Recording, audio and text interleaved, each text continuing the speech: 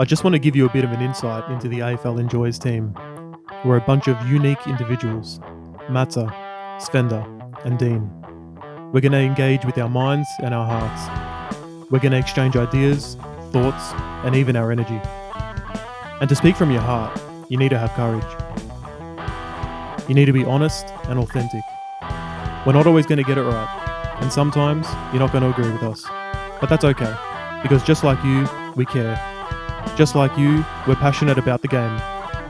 So if you want to come along for the ride, join us at the AFL Enjoys podcast, because we really enjoy the footy. Hello and welcome back to the AFL Enjoys podcast. Collingwood. Why?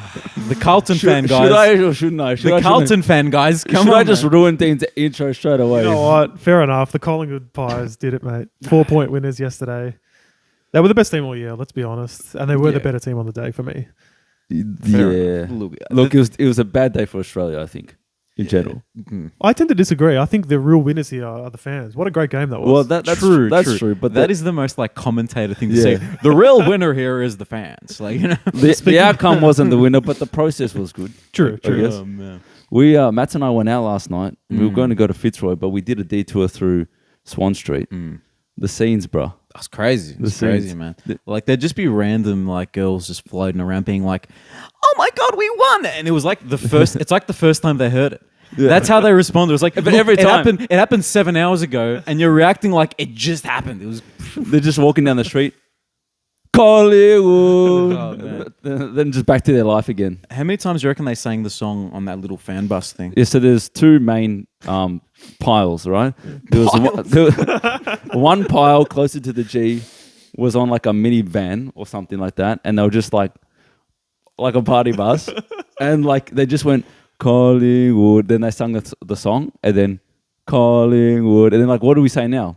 The song again. Yeah. And it was like, we were there for about 20 minutes, but from what I gathered, they did that for like 6 hours. And then the other one was the same, except they had like a plastic mattress. Yeah, and it was bouncing around. It's no like one was on it. No. It just kept bouncing around. It's like you're at a pool party and like you got the floaty or something and you just popping it up, or the ball or something like that in the pool. And they did that. They kept that afloat for ages, man. It was actually impressive. Like, it was like the floor was lava. Yeah, the floor was lava. So they had to keep it up in the air. The fans are like embodying the skill of their football club by keeping that off the floor. True. No, I think Nick Dacos was in that crowd. That's why it stayed up for so long. I think Dacos was in there. Yeah, yeah, man. Him and DeGoey going crazy. So yeah, scenes last night, but yeah. Congrats to the Pies, I guess. Yeah, man. I wish that was my team. Let's be fair. I was just going to say, it always happens every year when I can really just ignore how well my team's doing or not and just enjoy the game. But as soon as the siren goes and I see them celebrating, I just become bitter. Like, resentful even. Yes, it's natural. Yeah. I hope so, because, man, I'm just looking at it like shaking my head like, man, just one day I want to see this. You will. Look, you would think so. If you live a long life. If I live a long, healthy life, then surely. But no, look, let's talk about it a bit. For me, like we said, great game, up and down. I just want to go to the last quarter, right? And Brisbane's just kicked a goal to go into the lead. And there's about 5 minutes to go. The Charlie Cameron goal? Yes. Is that one? Yeah. Yes. Yeah. And then straight off the bounce, Collingwood scores. And then a minute later, another one. And that was game. Just big game players the Pies have, man. They know how to just get it done. If they didn't score that goal immediately after conceding, who knows how the game ends up. Could end up in Brisbane's half and just trapped in there.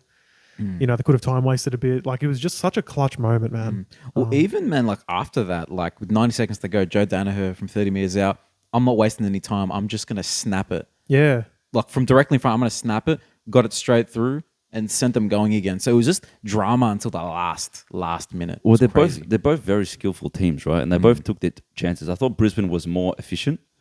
Collingwood had just more of the play, and like they ended up racking up points. Like, what was it in the end? 15 points or more? No, it was like 18. 18, man. which is They had crazy. a lot of points. I don't know how many of those were like rush behinds or actual shots, but they had the forward pressure compared to Brisbane. I think Brisbane relied a little bit more on like individual brilliance. Like, two of Zach Bailey's goals were ridiculous. Charlie Cameron's goal on the left was ridiculous. They were efficient, so they kept them in it. But yeah, Collingwood, I think, just had the edge throughout the whole game. Just running power, man. Yeah. Like and it's comes from everyone. Like I think Jack Crisp, He's a gun, man. man, underrated, man. He's His game was huge. If Bobby Hill had kicked 3 goals instead, I think Jack Crisp probably gets the norm. You know, between him and maybe Pendlebury for his last quarter efforts. Well, we just spoke about how Collingwood kicked a lot of behinds, but think of some of the goals they scored, like De Goey outside 50, side bottom outside 50, Cripps, the deep goal as well. Crisp. It's like Cripps. Myercheck Paddy even Cripps. kicked. Myercheck even kicked like a pretty crazy goal as well. Yes. They had their moments. They did, absolutely, man. So, well, let's talk about Bobby Hill. Matsa just mentioned him. What a first half performance in particular. He was good all game, but man, in that first half, he was electrifying. He was everywhere. It's like their full forward. Crazy, man. How many marks did it take inside 50? Oh, at least a couple, and the Specky as well. Just Yeah. And you know what? It validates George's constant, you know, like frothing of like small forwards and wanting Carlton to get more small forwards because it was the small forward show. Like between both teams, like Brisbane with Cameron, Lincoln McCarthy, and Zach Bailey, they were the most dangerous players for them. Yep. And then you go on the other side of the field and it's Bobby Hill. You know, Jamie Elliott was kind of dangerous at points as well. Those guys, they really brought the show. So agreed, man. Yeah. Well, when you can put speed on the ball, right, and you can move, you can create space with your fast players, right? Doesn't always have to be to the pack. So I thought Danaher had a good game, but Hipwood nowhere to be seen. Frampton, got to be the worst premiership player you've ever seen in your life. 2 possessions in the grand final. Bravo. He was not there to kick goals. He was there to try to impede Harris Andrews, who ended up having a pretty solid game. But shout out to also like a Collingwood. Nathan Murphy goes down, and it didn't really affect. Like Hipwood didn't get off the leash, right? So they lose one of their key defenders, and the 2 talls don't necessarily take off. Hipwood competed pretty hard. I don't think he had a bad game, but definitely Danaher was their best tall forward. I must give credit. I always thought he was a little bit like mentally weak, didn't really perform in the big games, but he's been excellent all year. He has. And he was really good yesterday. But you're right, man. Murphy going down, you've just got mauled back there and a bunch of medium to small defenders, really. Like Well, the sub off. was Lipinski, right? And it's not a direct. No, swap. and they still didn't put Frampton back. That would have been the easy thing to do, but they stuck by the strategy, which was to try and nullify Big Harry Andrews at the back with Frampton playing on him. So, interesting tactic. It paid off in the end, but Yeah, if you put Frampton back though, then you're just more susceptible to the smalls. So it was a good move. You know? Well, they just kept playing their style. They're not going to waver their style. yeah. Right? So they won. I think they won more one-on-one contests around the ground. There's some clutch moments. Do we talk about that umpire decision though? It was the wrong decision, obviously. But look, there's don't guarantee anything comes of it, though. Let's get that straight as well. There isn't, but 60 metres out, Lockie Neal can put it 10 metres out of the goal square. yeah, Correct. We can't discourage it either. We can't just like sweep it under the rug. Yeah, no, it's something that needs to be mentioned because, like, when you think of an advantage, there needs to be like, for an advantage, there needs to be like a clear path to progress the ball. There was no clear path for Zach Bailey. He had to dance around people, and then he ended up getting tackled by 3 guys just about. There's no advantage there. So, yeah, No, straight it was- up, just Yeah. poor officiating there, and it was a bit average at points of the game. Let's be honest. It was Like, bad all game, and it's been bad all season. So no surprise for me. Yeah. It's disappointing that the umpires go shy in the last quarter because by trying not to impact the game, they're still impacting the game the other way. But like talk about like final moments. Brisbane kicks that goal. Berry does the spin around clearance and runs out, and then kicks it on the side of his boot. He doesn't get a deep entry. Like talk about moments, man. 4 points in the grand final. That's going to be hard to swallow for Brisbane. Yeah. And look, credit to them. Everyone's sort of worried, can they perform at the G or not? That was just a great game from both teams, and someone has to win in the end. That's true. And it kind of makes sense that it was Collingwood. I mean, Well, they let it every break. yeah, So they were better. There's no disputing it. Yeah. I did want to just go through the teams really quickly, just to really point out, now that we're heading into the off-season, just how the teams are built and how many of their players and influential players are actually recruited to the team, not drafted. Okay. Because obviously it's a talking point, like with North Melbourne, you're having all these picks, or Carlton really trying to recruit a few key pieces, just how much of an influence these guys can actually have, right? So just really quickly, Murphy, I believe Collingwood drafted him, right? Yep. Drafted Darcy Moore. Jeremy Howe recruited. Yep. Maynard drafted. Frampton recruited. Yep. Quaynor drafted. Yep. Then we go side bottom Pendlebury, obviously drafted. Markov, very slew piece of recruiting. Yeah. Yeah. The listed free agent. Correct. Yep. SSP or whatever they call Bobby Hill, Norm Smith himself, recruited. Yeah. Myercheck drafted, and that was like a He Very- might have been a preseason or yeah, a rookie very draft interesting or pick. something like Yep, that. Yeah. correct. Jamie Elliott drafted, McCreary drafted, DeGoby drafted, Dacos drafted, Crisp and Cox. So Collingwood's really built a lot of their team off the draft. Yeah. But And Crisp was from Brisbane, yeah, no. Oh, yeah, was no, he? no, Oh, he's wow. from I forgot about that. Brisbane, Okay, yeah. so that's another. and Cox is from America. So that's another that's another team as well. Who did he go for? Who did he play for in college? I don't even know. But then, Yeah. sorry, just a few more. So Tom Mitchell was recruited. Cameron recruited. Hoskin Elliott recruited. And Ginnivan drafted. And Lipinski recruited. Jeez, What I will say about the guys that they that's more than recruited- half. It's about 60-40 split of draft versus recruiting. The thing about the guys that they recruited though, none of them are big ticket. Like we sent 2 first rounders for this. That's guy. right. That's Correct. You know right. what I mean? That's the thing that makes it impressive because they've spread out their assets and just been very they're sure with what they want and they know how to build up that list. So Correct. And it's actually quite interesting and a bit different on the Brisbane end, right? So Rayner they've drafted. Danaher recruited. yeah, Bailey was drafted. Cameron recruited. recruited. Yeah, Hipwood drafted. Archie recruited. Gold Coast. McLuggage drafted. Dunkley recruited. Yeah, high profile. Yep. Big Neil price. recruited as well. Yeah, we're getting And there. Yep. s- So yeah. Zorko drafted. McKenna recruited. Lester, I'm not sure. Is he? No one. I Not don't too sure remember. about Lester. Leicester. Yeah, I don't know. Don't know. Darcy Wilmot drafted. Starcevic, I believe he was Drafted by yeah, them. Yeah. Harry Andrews drafted. Gardner. Something tells me he played elsewhere, but no, maybe Does he not. have a Bulldogs vibe to him? There's a Ryan Gardner. That's what it is. It's not. It's not. I think maybe he was a Brizzy guy. But anyway, Is yeah. he So not Ryan Gardner? No, it's Darcy Gardner. Darcy Oh, Gardner. my bad. So then there's McInerney, Neil, who was obviously recruited, dual Brownlow medalist now. We'll get to Yeah. that. Jared Berry, was he? Nah, he was there. He was there? Who recruited There's him? a Sam Berry at Yes, that's right. at Adelaide. But then you've got Robertson, Recruited. McCarthy recruited, Coleman drafted, Fletcher drafted, and Lyons recruited. McCarthy was from Geelong. Geelong. Yeah. So the point being, there's no right or wrong way to build your list, but you need to be just absolutely shrewd with your pickups Yeah. because they're the ones who move the needle for you. The thing that I find crazy is that so Brisbane have so many high draft picks, right? And they still have managed to spend big on big dudes as well. So their amount of talent, the high end talent, there's almost like 7 or 8 A graders in that team, man. Yep. Like that's a crazy list build. The fact that they could get so many in one place. Yeah. Like It all has to come together. The coaching, the recruiting, and the drafting and play development. It's a perfect storm to win a flag. Yeah, I am starting to like the idea.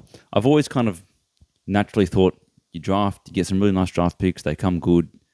Once those draft picks hit their peak because they're highly talented, that's when you come good. But I do like the idea of just selling draft picks for ready-made players because it does remove the risk, right? Kind of like Carlton got rid of their number 1 pick for Chera, and they got rid of their number 1 or first round pick, I should say, for Sard. You're getting ready-made players that you know are going to be good straight into the system to make an impact. That's the Geelong way of doing things. It worked for them. I don't mind it. I'm happy for Carlton to continue that way. yeah, well, you look at. I'm pretty sure for you guys, Chera would have been Hayden Young. I'm pretty sure. Was it that draft?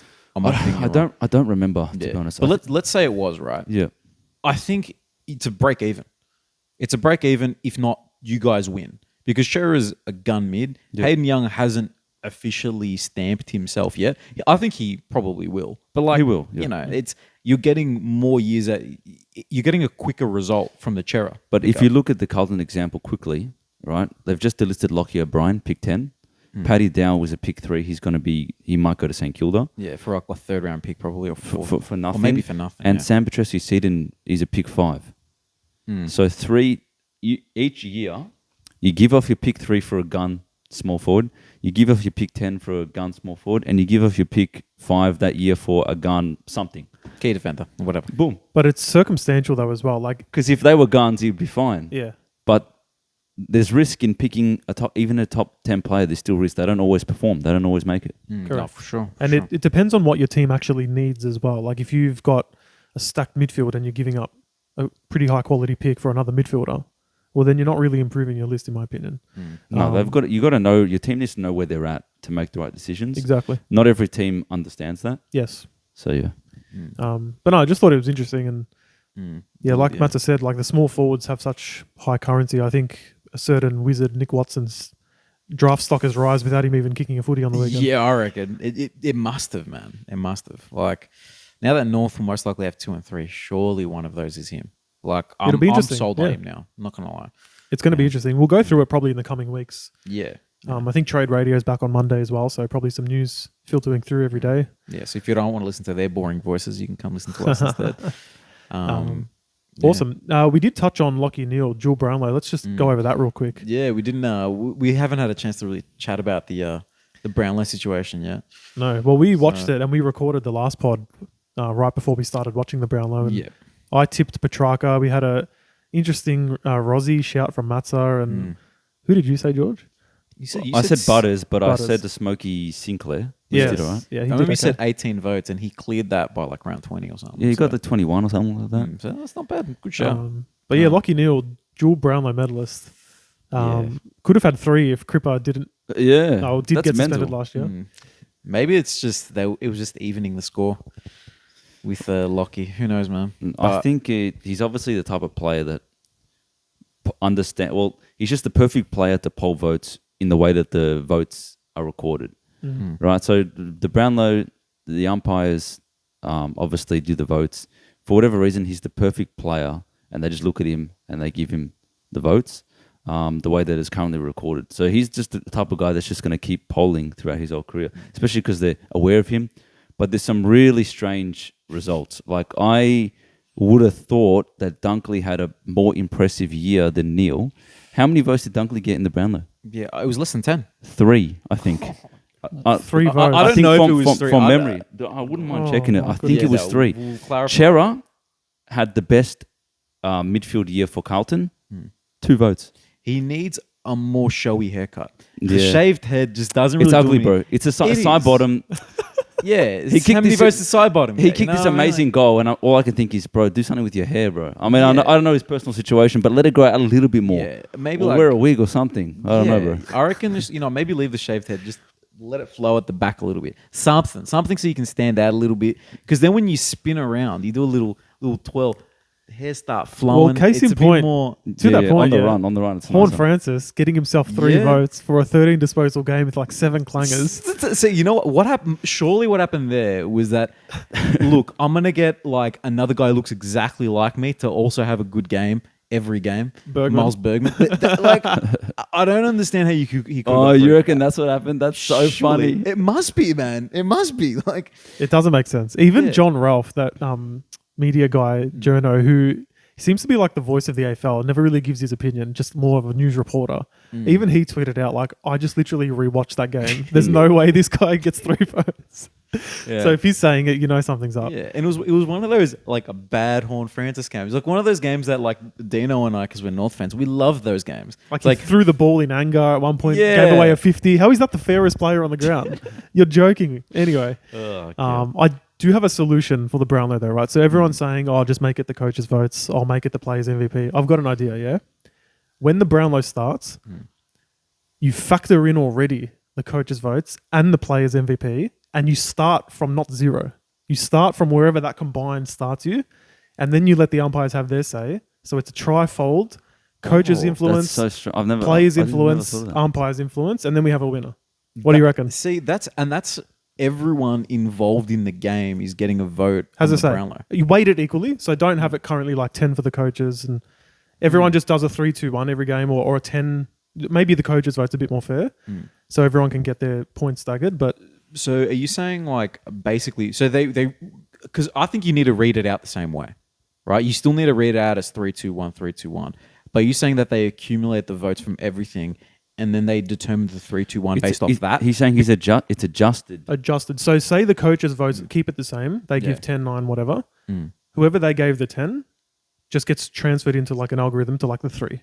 Whoever got the 9 would be the 2. Whoever got the 8 would be the 1, and that's it. Everyone else too bad. So then ultimately the best couple in each game get recorded essentially as the votes.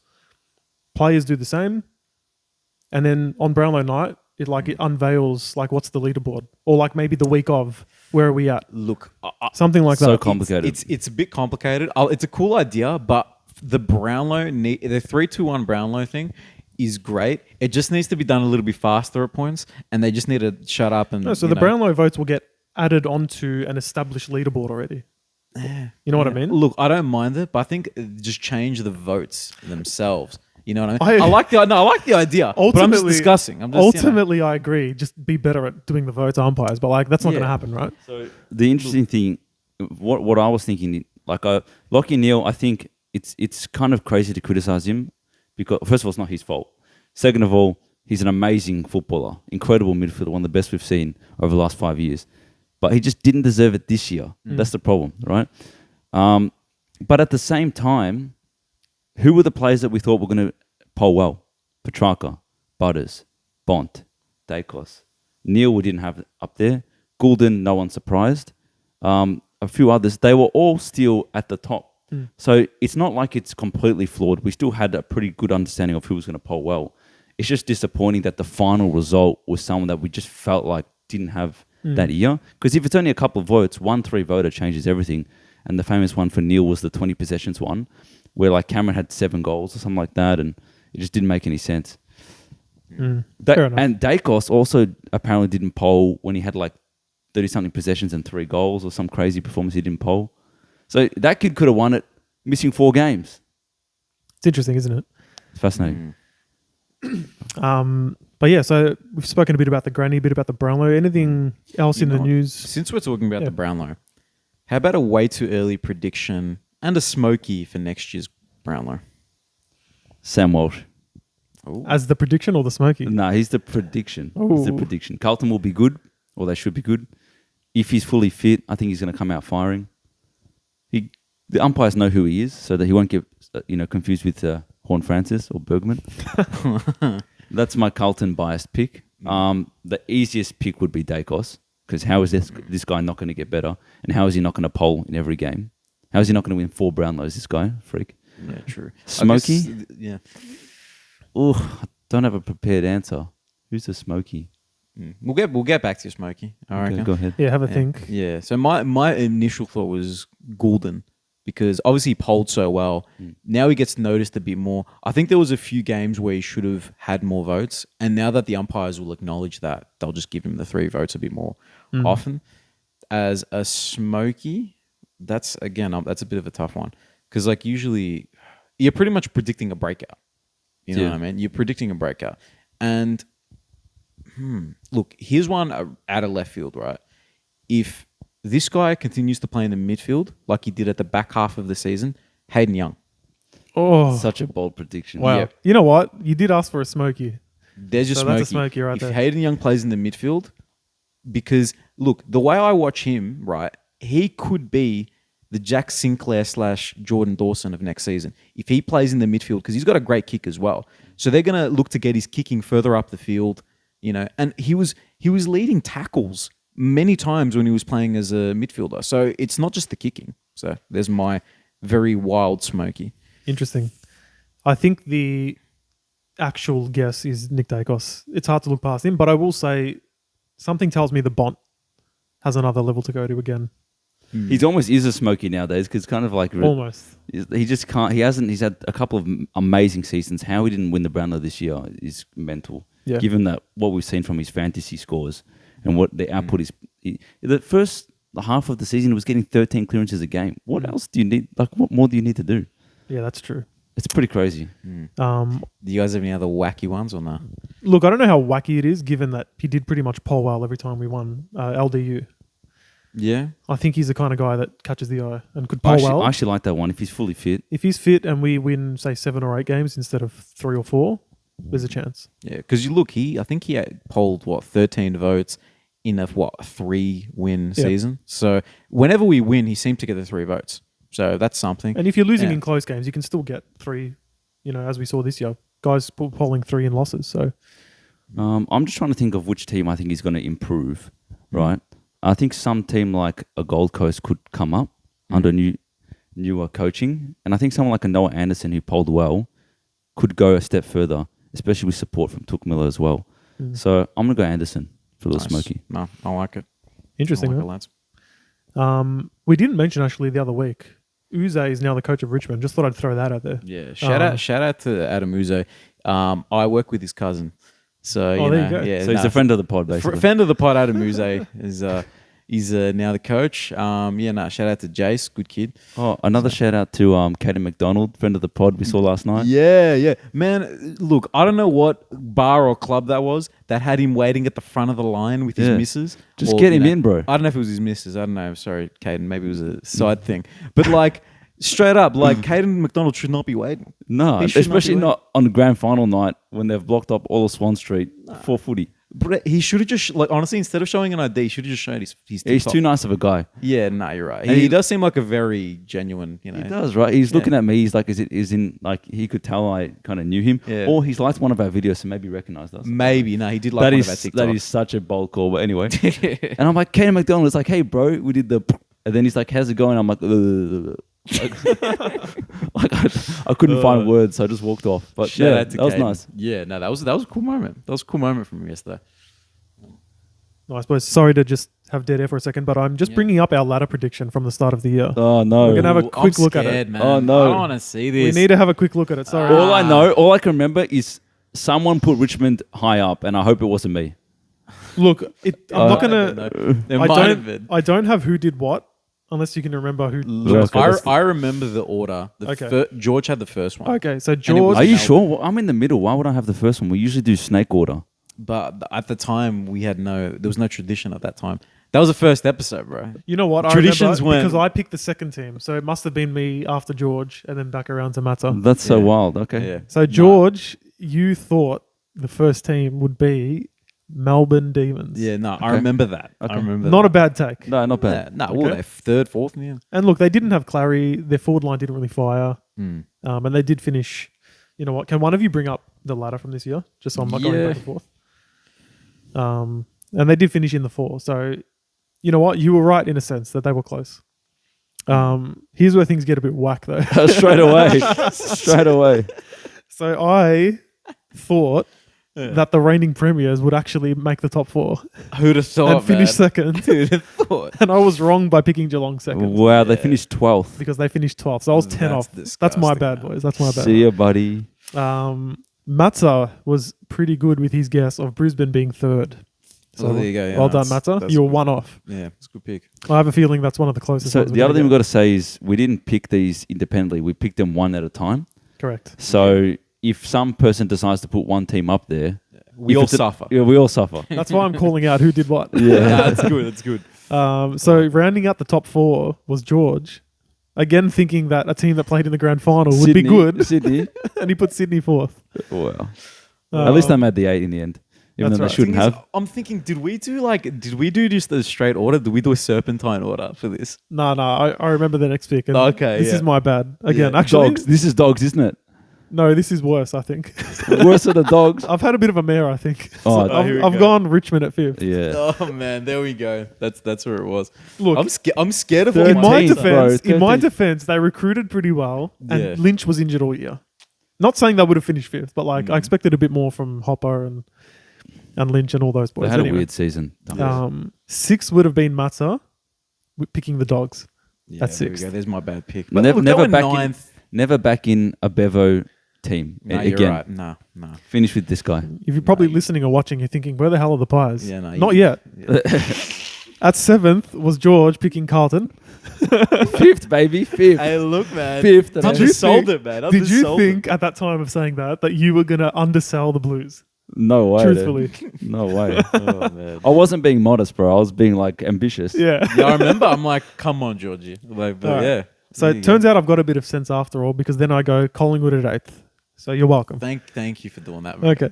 That could have been really bad. We didn't even have him in the 8. And I remember we were picking Wow. between them and this next team. So Matsa took the 9th pick, being Freo, who massively underdelivered. Yeah. They were 14th. poor. We had them at 9th. They finished 14th, yeah. Then in 10th, George has backed in the Power, who we all thought would, or didn't think would do better than they It did was this hard year. to predict the Power, what they did this year.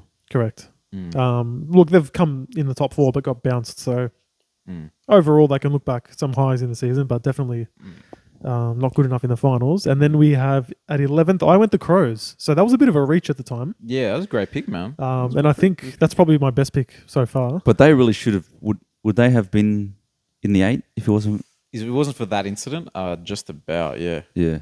It would have been an 8. Yeah. It would have been an 8-point swing. Yeah, they would have been in. So that was a decent little pick for me there. Matsa's then gone for Gold Coast in 12th. And they underperformed. Yeah, they did. They did. Giants, George, you've gone for them in 13th.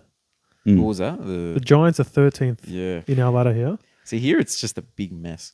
It It's is. just a big It gets a mess. bit funnier now. So I went Hawthorn at 14 over St Kilda and Essendon. Which, you know what? Their best footy is better than those teams. I'll stand by that. Yeah. To be honest. Their best footy. When they pull it out. All right, okay. When they pull Their it out. best half Yeah. is better. Yeah. They can be electrifying on their days. All right, fair And enough. Mats has gone 15th. North? The Saints, you went. The Saints. Okay. All right, yeah. Well, that's We all that disrespected is the shocking. Saints. 6th. And then in 16th, I guess they finished the season in this form, was Essendon. And we got the last two right. So I went North 17 and West Coast finished 18th. Hey, not bad. So we got a couple right in there, in all the mess. I think that's the only spots that we got correct. Those are the only proper spots we got correct. Yes, So there we it go. was. That's the only spot. Yeah. At least we can predict, mediocre teams. So overall, look, a little bit whack in that top four, but you can't not tip a team that made the finals, the grand final, to Yeah. not make top four. Yeah, they shouldn't have dropped off that bad. No. Hard to predict that. You lose Joel Selwood and then they cop a few injuries. I don't know. I don't even think it was that bad. Look, the other thing we've got to mention is how close the ladder is. Like we're talking one win, the difference between 3 or 4 spots. So yeah, true. You know, one prediction could look a lot worse by 1 or 2 games, slipping 6 points on the ladder. So I look forward to doing that format again. Yeah, I think it was fun us doing a collective ladder. Obviously, we can all do our own personal ladders, but like a collective enjoyers ladder was pretty. it's going to be a lot harder to do next year. Like, because you've had a couple of bolters. Carlton's had overachieved or had a really good season. Giants out of nowhere, and Saints, right? And then Adelaide didn't make it, so how do they fit in? Do they do it? Collingwood, there's no reason for them to go down now. Yeah. Lions will be up there because they have to be. Who's the third and fourth? Does Melbourne drop off?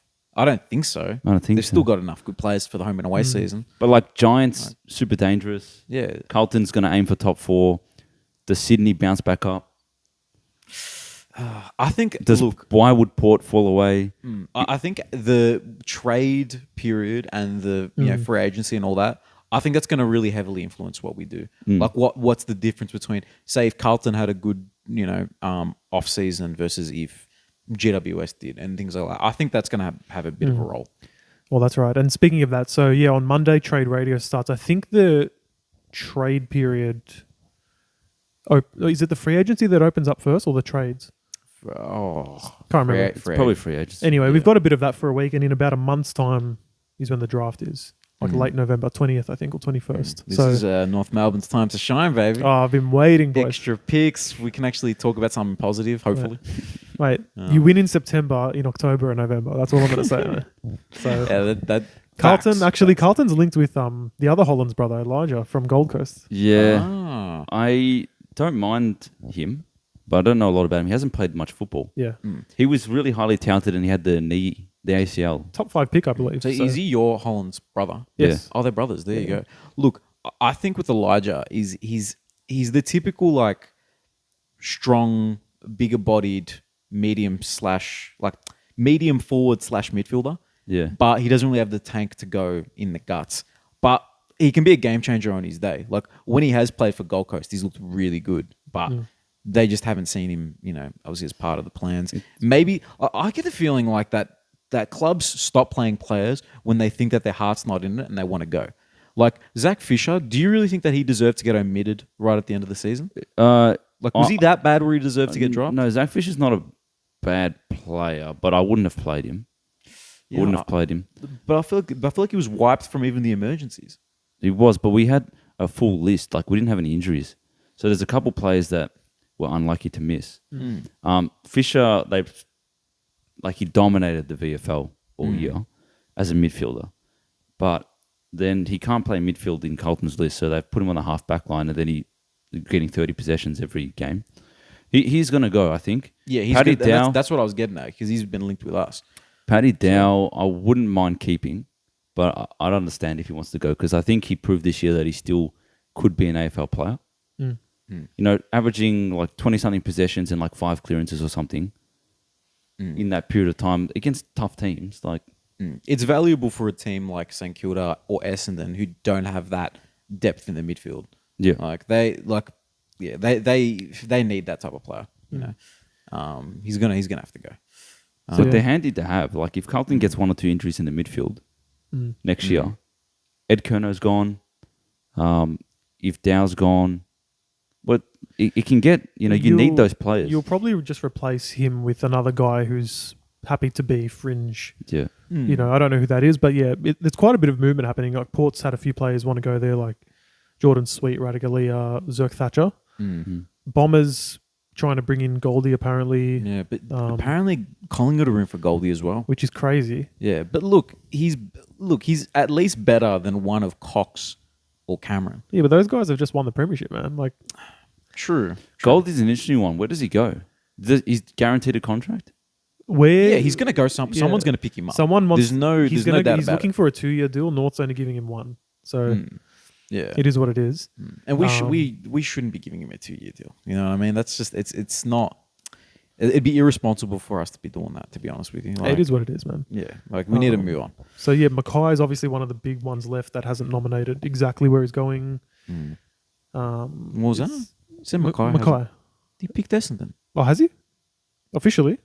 Yeah. Oh, I thought he was still. He said he wants to leave, but he hasn't said where exactly yet. 100%. I'm sure he said Essendon, man. Deano had sure? Look, it's one of us is majorly out of. I think it was Essendon. Yeah, I think it's the heavy rumor, but I don't think it said like that's it. I'm quite sure he's nominated Essendon, man. Well, in my head, it's Essendon anyway. So whatever. Is that what Essendon need? Yeah. Yeah. Like, they're losing Zerk Thatcher, so they need to replace someone. But it's an upgrade on Zerk Thatcher because Ben Mackay can actually play on the big boy. On the big boy. Because Zerk Thatcher, he's just second tall.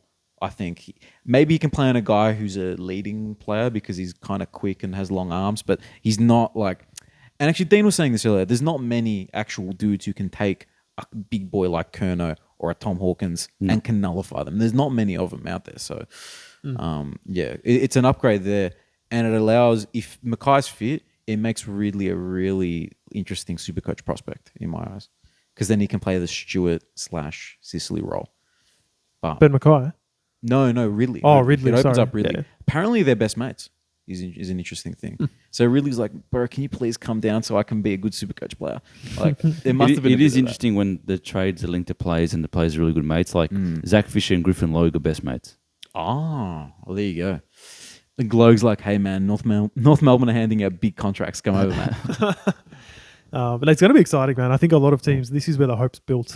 And like I mentioned before, teams like Brisbane, Collingwood. They've made some excellent pickups, which have got them to this point. So every team can look at it and say, like, oh, this guy is going to be the difference, or, this group of guys that we've recruited. So there's going to be a lot to talk about. Yeah. But I think for today, that's probably it. Yeah. Do you guys want to do the little segment that I was talking about earlier? Yeah, you guys do it. Feel all right to give that one a shot? Go for it. So something we were talking about earlier, and I talked about it earlier in the season, actually, about a most improved player award that doesn't exist in the AFL. So you want to give us some candidates for this year, boys? Do you want to go quickly by team? Okay. Yeah, no, I like that. Let me get out the app. Although, because it structures it, makes it easy to come up with something. So most improved player per team. So we'll start we'll go ladder order, maybe. Yeah. So ladder order. So Collingwood. I think Bobby. Yeah. He wasn't an established player, always talented, but not an established player. Now he's a Norm Smith medalist, won him the flag. Yeah. I'll go something different. Isaac Quainer. Yeah, all Australian. He's become an absolute animal. Yeah, no, that's a good one. So next team. Brizzy. Coleman? Keaton Coleman? He did he erupted in the last couple games. I wouldn't say he's overall in the year been the most improved. Who else? Yeah, who else? Because they're pretty consistent, aren't they? Consistent. I thought Zach Bailey had a really strong year. Darcy Wilmot. Wilmot, Yeah, that's yeah. a good shout. He solidified his place in the team. Well, he kept Daniel Rich out of the squad, so yeah, I like that one. Okay. Port Adelaide. Port Adelaide. Or I think, is it bad to say Butters? No, I think the fact that Butters went from fringe midfield, half forward to in The the, dude, guts, the dude. and the dude. Yeah. I'm pretty content to say. I'll give a Butters. wild card on this one as well. Dan Houston. Yeah, Yeah. Mr. Yeah. Consistent. He did step it up this year. Another one, Miles Bergman as well. Yeah, I like He's him. had some really good moments as well. Yep. Melbourne. Melbourne, most improved. I don't know if they had a lot, did they? Like, because they were a team where they sort of stagnated, and it's hard to. It hard is. to It is pinpoint. not. There's not an obvious answer, is there? Probably Van Rooyen. It's easy to just say the young key who's actually getting some games. But who else stepped up in a noticeable way? You're right. It's I not mean, many. I think Viney stepped up. He had 24 votes in the Brownlow, but I'm not calling him most improved. No, I just think he had a good year. Yeah, he probably had a good year because Oliver was out, so it was improvement because of the opportunity was given to him there. Who's that halfback that they've got? And I've praised him. Is it Smith? Joel Smith is a forward. He was playing a bit forward. Judd Okay. McVie was all right. There's a couple of those guys, but Yeah, I don't know. Nothing too crazy there. what about Carlton? Most improved for Carlton. Chera. Well, he did take his game to another level. Who is most improved? What about Cottrell? I think that's a very good pick. Yeah, I think it's a very good pick, Cottrell, because he's not really like a household name or anything like that. And Boyd? Boyd was what I was going to say. It's in the players that weren't established best 22 that have kind of come good. I even think players like Mitch McGovern, first full season he played in the back line, kind of improved in the sense that he's picked a spot and he's contributing to the team. Marchbank had a good second half of the season. Again, improved. He just wasn't playing football, and now he's playing football. So I think Cottrell is probably the best player that was playing regularly that has kind of taken his game to the next level. But I think improvement from Carlton came from players that weren't getting football opportunities because of injuries, like Jack Martin and stuff, that contributed toward the end of the season. Fair enough. St Kilda. Bichito Owens. Mitch Owens, Nazaya Wangane Miller. Yeah. It took you a while to get through that name. But I should have just said. You did it very well. I should have said NWD or NWM. NWM. That's it, NWD. It probably is yeah. Isaiah, I'd say. Yeah. And another one, we talked about him earlier in the season, but it just sort of quietened down a bit. It was Mason Wood, who was a very solid Yeah, winger Yeah. true. for them this year. I even think Winhager played all right. Midfield, serviceable role. They have so many. Even Stocker. Like, let's be fair, he was just a serviceable player. But he from didn't- being a dude who just wasn't that guy at all. But I think got kicked from the finals team. Oh, he might have, yeah. But anyway. GWS. There's a lot. Iden, Yeah. the Quina lookalike. Yeah. Who else? I think Lockie Ash had an underrated season. Yeah, well, he finally got to play halfback. That allowed him to really show his Who's their show his talents. Hogan, Yeah, who's their other forward? The young kid. Riccardi. Yeah, Callum- Riccardi. Yeah. Good shout. I think a lot of their senior players really got back to their best form. But in terms of like players that got better, Tom Green's probably the one that comes to mind. Yeah, you probably know exactly what I'm going to say. A player that they recruited, Bedford. Yeah. Bedford. And Bedford as I well. knew you were going to say Bedford. Yeah. No, I've been riding Bedford a little bit towards the later half of the season. What about Sydney? Sydney. Goulden massively improved. He just took his game to another level. Who else from Sydney? Blakey. I think Blakey and other. Blakey. he really showed why he's worth all that money. They've just gone to elite, those two players. I've got no one else to mention, to be honest. Yeah, fair enough. Is that the last team in the top 8? That's right. Yeah, I think we'll do the bottom 10 next week. Sure. I reckon we'll go into the rest of them later. Keep us suspense. That's it, man. Tune in next week to find out. Yeah, on the next episode of Dragon Ball Z. I think the other thing to say is now that like the season's over, a big thank you to everyone that's watched Yeah. and been a part of the journey. Thank you to Theona for editing all our videos. And first season kind of complete under the AFL Enjoyers. So very good work, lads. Yeah, no. And look, even though, the season's finished, it's not really done for us just yet because I think we've still got a lot to talk about with preseason stuff, and the football season really isn't done yet. Like the content season isn't really done yet, so we'll keep going. But it's been a lot of fun doing a weekly podcast with you guys. So Well said. shout out to you guys, man. That's it. Thanks very much, everyone. Again, thanks, boys, and we'll see you guys next week. Collingwood. Shut up. Stop. It's in my head. I couldn't go to bed last night. Cut the stream.